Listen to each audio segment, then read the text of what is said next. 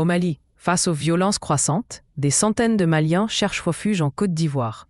La situation sécuritaire au Mali, en particulier dans le sud du pays, reste préoccupante.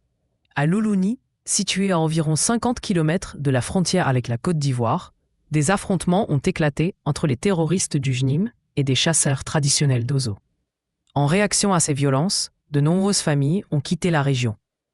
Et plusieurs centaines de personnes ont déjà trouvé refuge dans le nord de la Côte d'Ivoire ces derniers jours.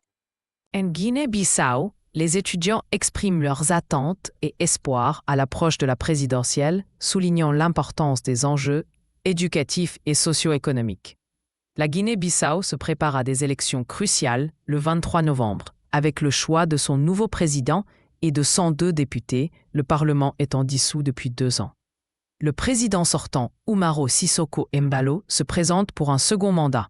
L'opposition, affaiblie par l'exclusion de Domingos Simoes Pereira et du PAIGC, se regroupe autour du candidat indépendant, Fernando Dia, et demeure relativement discrète dans la capitale.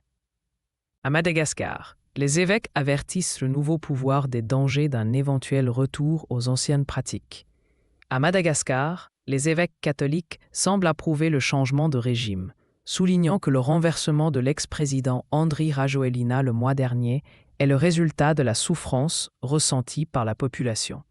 Cependant, ils alertent sur le risque d'un retour aux anciennes pratiques de gouvernance. En Maroc, découvrez 10 éléments essentiels à connaître sur le pays hôte de la CAN 2025.